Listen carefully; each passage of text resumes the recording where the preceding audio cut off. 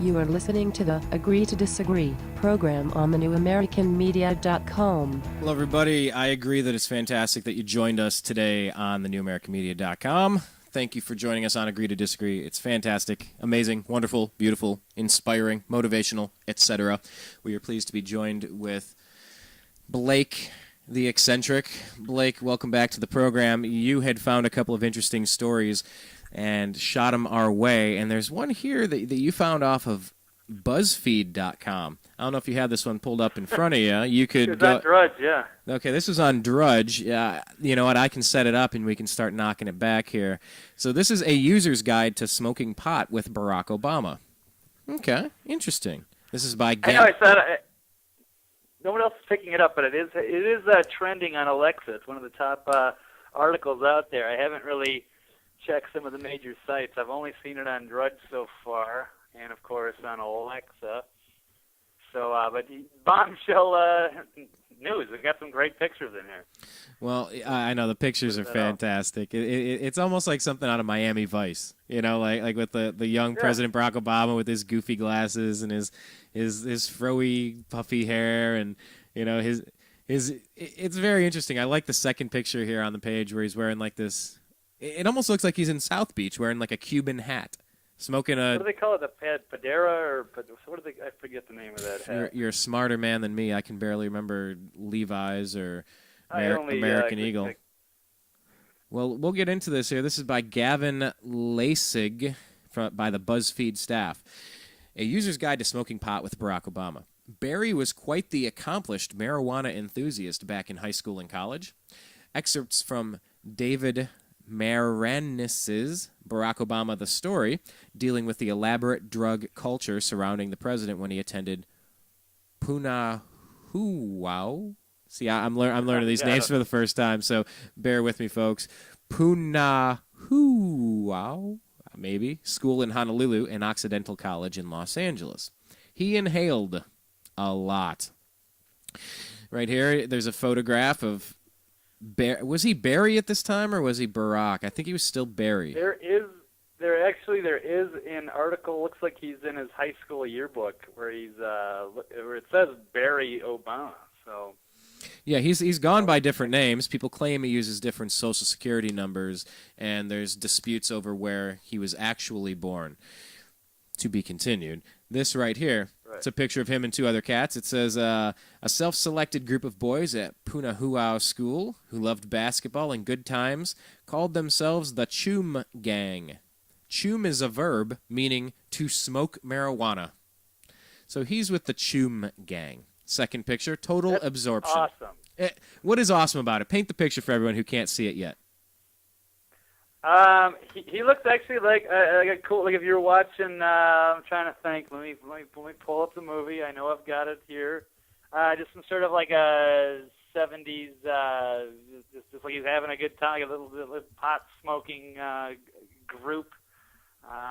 Dazed and confused. That's what I'm thinking of. You know what? Yes.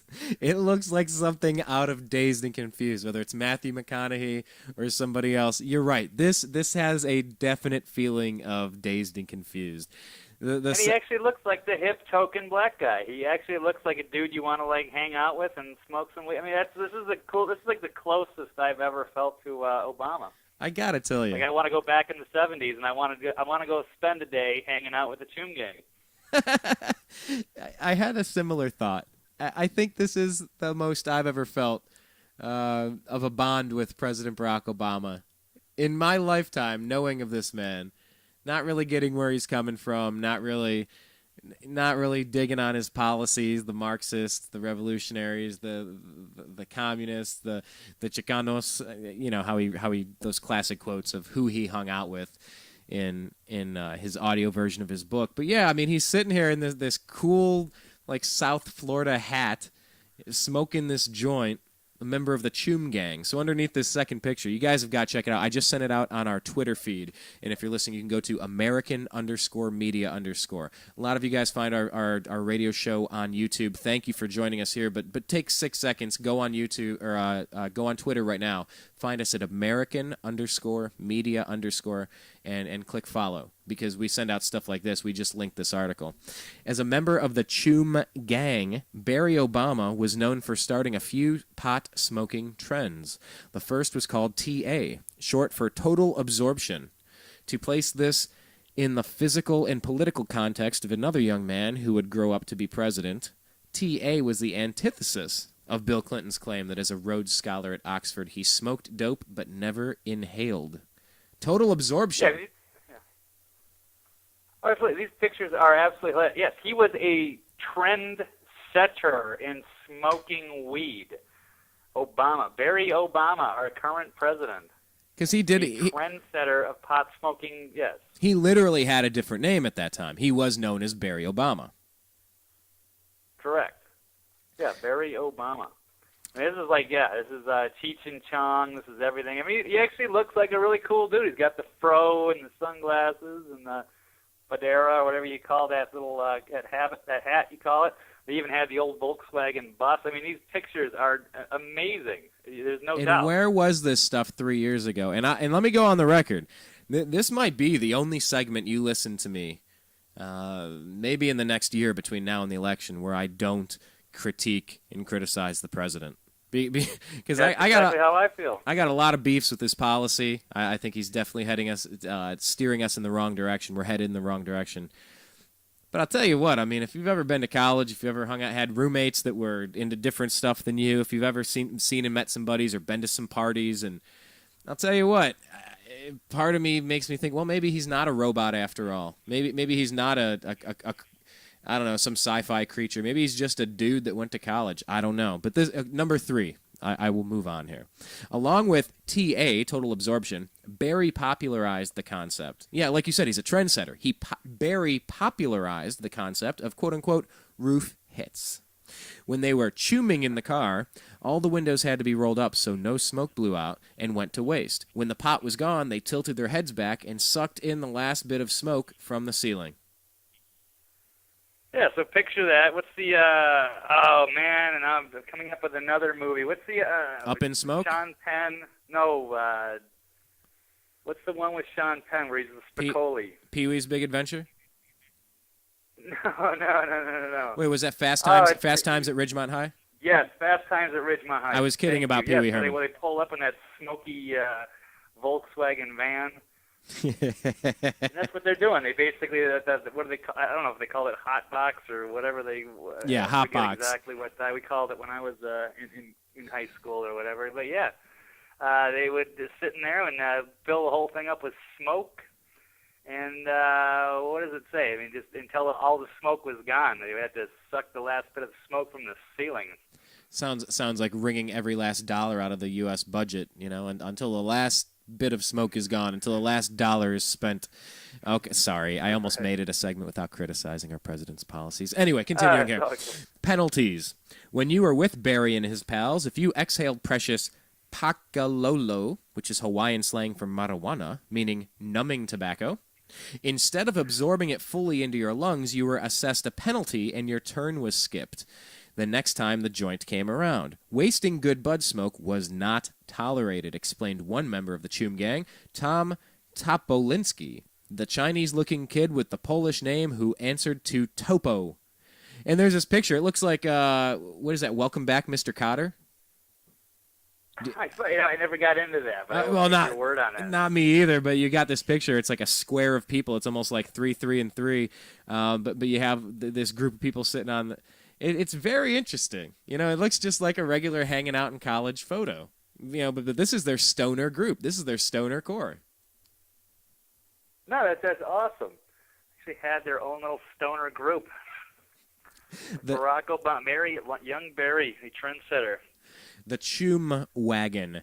Chum Gang member Mark Bendix's Volkswagen bus, also known as the Chum Wagon. And there's this photo here of this classic Volkswagen bus. The other members considered Mark Bendix the glue. He was funny, creative, and uninhibited, with a penchant for Marvel Comics. He also had that VW bus and a house with a pool, a bong, and a Nerf basketball. All enticements for them to slip off midday for a few unauthorized hours of recreation. Interceptions. I like this Interceptions one. Barry also had a knack for interceptions. When a joint was making the rounds, he often elbowed his way in, out of turn, and shouted, "Intercepted!" and took an extra hit. No one seemed to mind. And that gives you a background on the guy. But like you said, a trendsetter, and I think that could come back. I really think that has a good chance to come back when people are passing around the joint or passing around the blunts, and then when it's in the middle of a transition and you jump in and you grab it and you say intercepted, but no one seemed to mind. It was just kind of a fun thing. Here's one. It kind of reminds me of Half Baked when Snoop Dogg gets in there and takes the joint.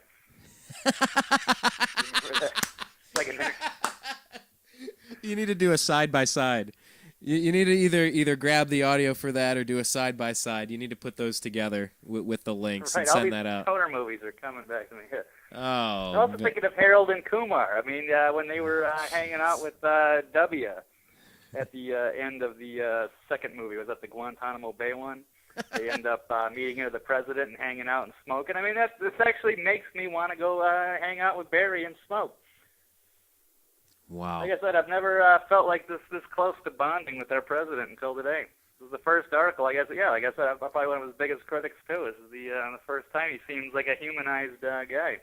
Well, you know what? I mean, the point is, if you're into some of the libertarian angles like we are, I mean, really, if it's not harming anyone, if you're not, recklessly driving around endangering people's lives or, doing shoot-ups, trying to rob another gang member or something. I mean, if you're not really harming somebody else, we need to prioritize. We're broke in this country, and we need to stop policing ourselves like we're paying God to be our God to harass us for all of our inadequacies.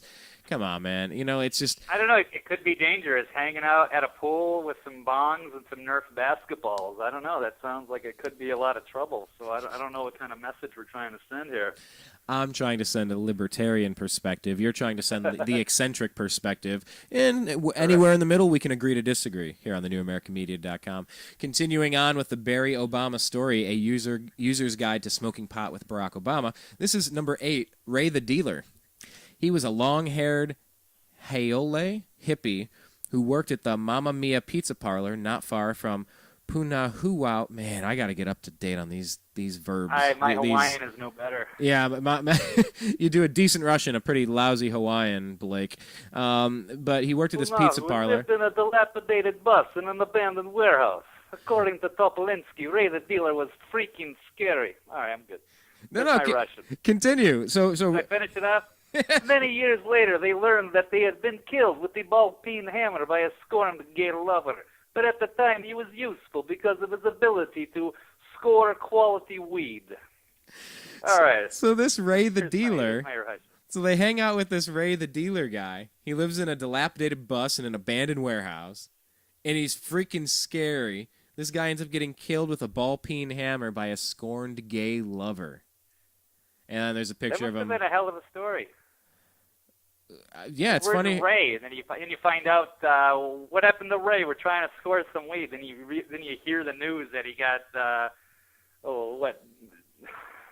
smashed to death with a ball-peen hammer By his gay lover. Way to go. Yeah, gay lover. And there's this picture you can't here. Make stuff like that up. Yeah, there's this picture. It looks like it's in his yearbook or something. It's a picture of him and the other guy, Ray, and it says, "We go play hoop." And it says, "Thanks, Tut, Gramps, Chum Gang, and Ray for all the good times." It's like his photo in his yearbook, right? Is that what this is? That's what it looks like, yeah.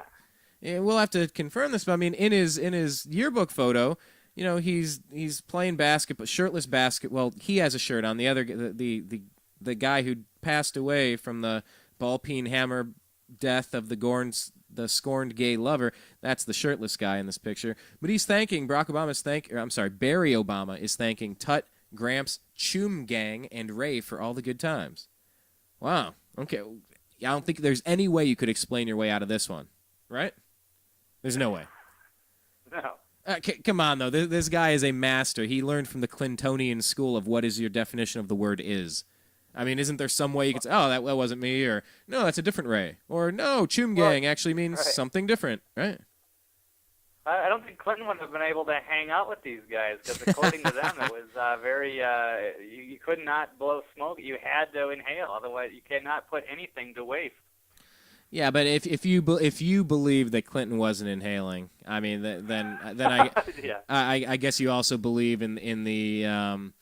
I guess you would go to the same school of the Facebook / Whitewater School of Investment and just buy into all of that stuff as well. But that's like another third or fourth issue here. But yeah, it says underneath this photo, it says, in another section of the senior yearbook, students were given a block of space to express thanks and define their high school experience. Nestled below Obama's photographs was one odd line of gratitude. Thanks Tut, Gramps, Chum Gang, and Ray for the good times.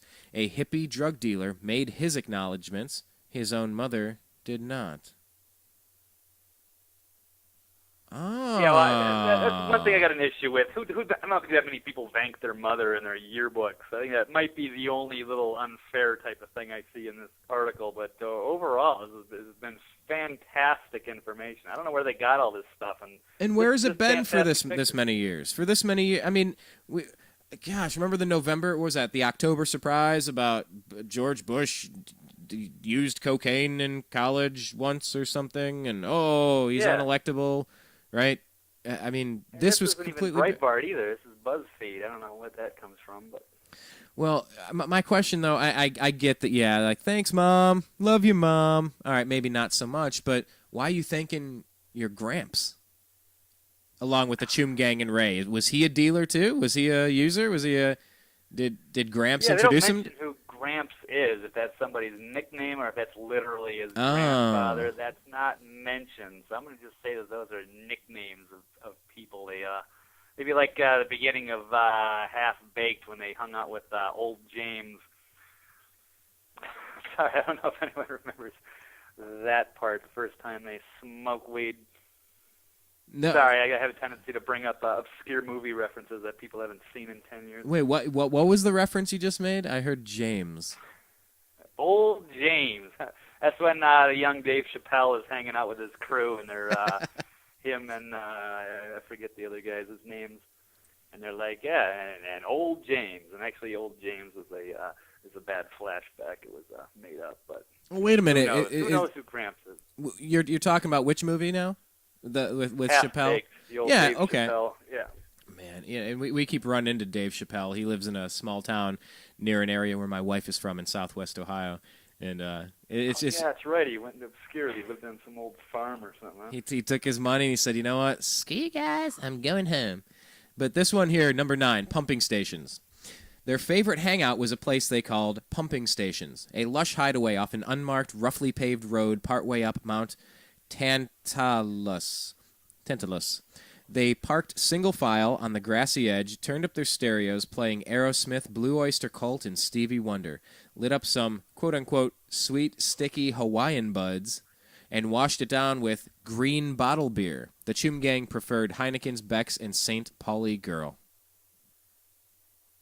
No, dude, I'm literally jealous. I would love to go back into the 70s and Hawaii, hanging out with the old VW bus and cranking up a little Blue Oyster Cult. Good times. To consider college Feel again. So gypped. I know. Okay, so what's this one here? I mean, this just keeps going. This is beautiful, and we'll keep referencing this. This is number 10, veto. One of the favorite words in their subculture revealed their democratic nature. The word was veto. Whenever an idea was broached, someone could hold up his hand in the V sign, a backward peace sign of that era, and indicate that the motion was not approved. They later shortened the process so that you could just shout V to get the point across. In the Chum Gang, all Vs were created equal. Maui Waui, Kauai, Electric, Punabud, and Kona Gold. In the Honolulu... I've heard of all of them except for Kauai Electric. I'm not familiar with that strain. The rest of them I've all heard of. They're all legendary strains. We didn't get the good stuff in Minnesota when I grew up. They had all this good stuff in Hawaii there. In the Honolulu of Barry's teenage years, marijuana was flourishing up in the hills out in the countryside, in covert greenhouses everywhere. It was sold and smoked right there in front of your nose. Maui Waui, Kauai Electric, Punabud, Kona Gold, and other local variations of Bacalolo were readily available. The barf couch. I gotta admit, I haven't gotten this far down in the story, so this is first read for me. Yeah, that one's not. Not so good. So good. Oh, okay. Basically, I can sum it up in a nutshell. Some dude. Actually, I don't even know. Maybe I can't sum it up that well. I guess some guy puked on the couch, and they hauled out the couch and didn't wash it off or something. I don't know. Yeah, you're right. That's pretty one stupid. they probably could have left out. Wasn't that all that exciting? Okay, well, that's why it's buried here at the last. Good college story. I think we all barfed in some furniture or something. happened to the best of us. Oh, we had a couch that followed us. I mean, I lived in my college town for 4 years after graduating, playing with our band, and yeah, I mean, we had some furniture that stayed with us for years and years past their prime. Actually, anyway, we won't get into all that. And I'm just that's all good. Actually, I've been drunk over in Bowling Green myself. I got pretty hammered out there. I got kicked out of a bar. Hang on, wait a minute. We got to get to this because Blake and I do not know each other all that well, and you're just eavesdropping on our conversation. You're saying you were in Bowling Green, Ohio, and you got kicked out of a bar? I know. I keep forgetting to mention this because I heard you were. Because I know you're from. Went to Bowling Green. Yes, I had a friend of mine that went to Bowling Green. And I went to visit him in this would be the fall of 2000, if memory serves. Oh. There's a possibility. There is a possibility that we actually met once before. Probably not under the most ideal circumstances, but it was in some bar in Bowling Green. Supposedly. And I heard that the Bowling Green football team ran the security. It was like a 2 or 3 floor bar, and you could have minors in there. You could have like wristbands. You couldn't go to the 3rd floor or something unless you had like a wristband if you were of age. Okay, you know what I'm talking about? All right, if you're saying it was run by the football team, you might mean rugby players. And it might have been on the corner. It might have been on the corner of Worcester and Maine, and it might be called Junction or Tux's back in the day. Or it could have been Uptown Downtown, where I bartended at both Uptown and Downtown. Yeah, I'm not sure. It was like a 2 or 3 floor place, like I said. But they could have like you could have like the 18 year old.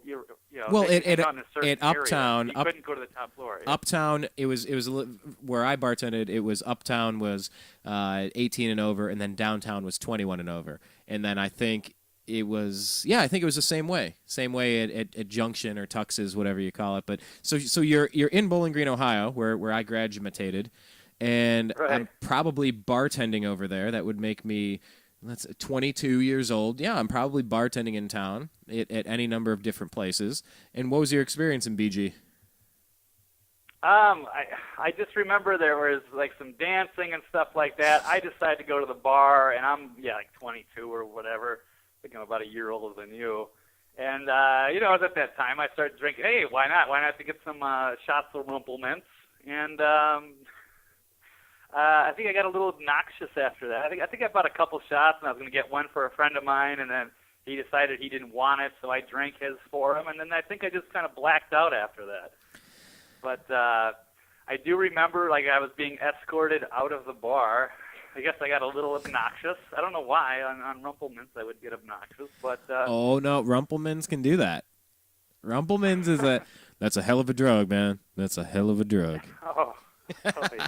to bring back Dave Chappelle as we wrap things up. No, that's fantastic. We'll have to talk a little bit more offline about that because it was good times for us in Northwest Ohio, growing up in Ohio as well. But I mean, we found each other because you're out in Vegas. You went to the convention and you found voter fraud. You grabbed it on your camera and you said, nobody else is going to cover this. I'm going to have to do it. It's just like these people putting up these stories about the president. Well, why wasn't he vetted 3.5 years ago?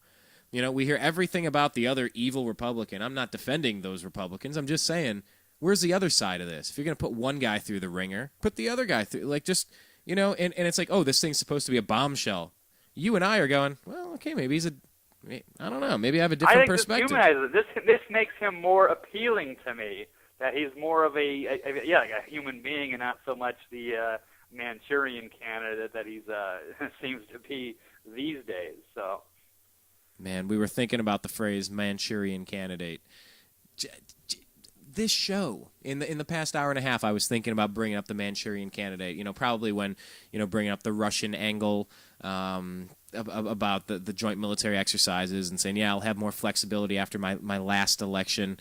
And that's a creepy phrase, by the way, just my last election. Like, ugh.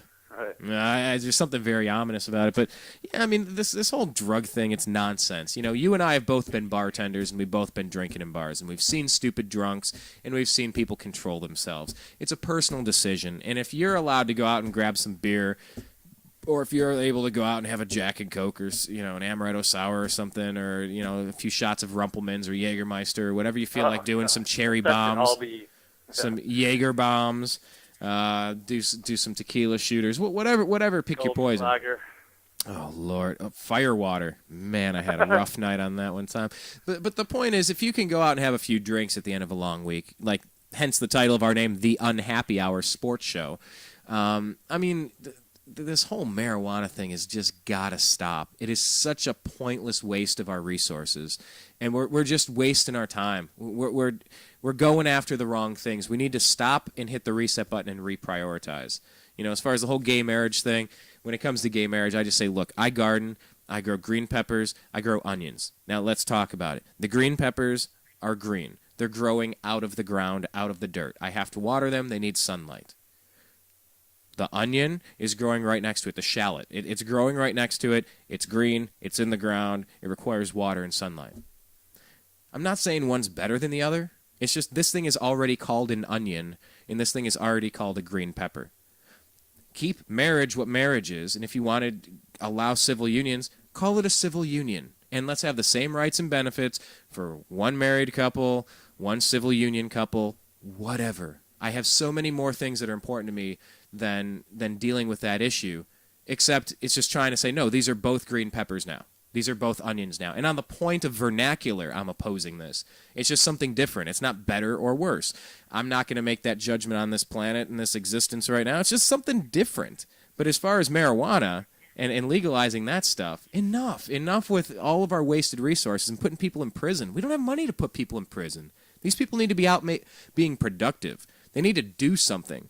We can't afford to just put them in jail. Take it wherever you want here. This is pretty much going to be our last point of the show. Oh, no, it just makes him also a bigger hypocrite for all the stuff he said about, easing off of the dispensaries and the medical marijuana patients, especially where you're at, your neck of the woods there in California. So, and it just shows you where his whole childhood and his whole, high school years, he was a trend-setting marijuana smoker. So that's kind of hypocritical and disturbing. That's too bad. It's a shame. Well, that's actually a pretty darn good point. We are pretty much about out of time here. I am happy you were able to join us today. We tried to keep things on a some sort of organized perspective here. We mostly got to everything we wanted to get to. So on our way out the door, it's been fun because I joined Blake on his radio show a few days ago. He was on our show last week. Now he's back over here. And it's just, I don't want to put words in your mouth, but we're over at the New American Media. We're fiscally conservative, socially libertarian, and pro-capitalist, anti-crony capitalism. And, we're just trying to connect with other people that share at least a couple of those same ideals. You don't need to be my carbon copy, and I'm not asking you to be. But it's fun going on your show, talking to your audience, and we've had fun having you join us here today. So we'll kind of give you the last word here to wrap it up and kind of put a seal of approval on today's show, and we'll go from there. Yeah, actually, no, I don't really have much to say, but just to thank you for having me on again. We'll have to do it again another time, whether it's my show or your show, and keep getting that word out and expand the new American media, as you say. Absolutely. We'll tell everyone where they can go ahead and find your upcoming radio shows and where they can find your website and all of that jazz. Okay, so one more time quickly, The Eccentric Perspective. You can go to Blog Talk Radio and check that out, or you can get it on iTunes. Or it can also be found at FreedomizerRadio.com and do live chat Monday, Wednesday, Thursday, 12 to 1:30 Pacific. Excellent. Blake, thanks a lot. We'll reconnect off air and we'll continue this conversation. Thanks again for joining us and our audience today. It's been a really good time. I appreciate all of you listeners. So, we know a lot of you guys are finding us on YouTube. So please take 2 seconds and click the subscribe button right there. I know you're looking at it. It's right at the top. Click subscribe, and then you'll get all of our updated content at youtube.com/thenewamericanmedia. You can find us at thenewamericanmedia.com. We're on Twitter at American_media_. Go ahead and like us on Facebook. All of that jazz. They're all different ways that you guys can connect with us, and we appreciate each and every one. Been an interesting day. It's been an interesting week, but we are definitely going to encourage everyone to remember what this Memorial Day weekend is all about. We're memorializing those that have served our country, the United States Republic, the Republic of the United States of America. I pledge allegiance to the flag of the United States of America and to the republic for which it stands, one nation, under God, indivisible, with liberty and justice for all. I'm Brian Engelman. Thanks for joining us here on Agree to Disagree and The Unhappy Hour. We'll be back next week. Thanks a lot, guys.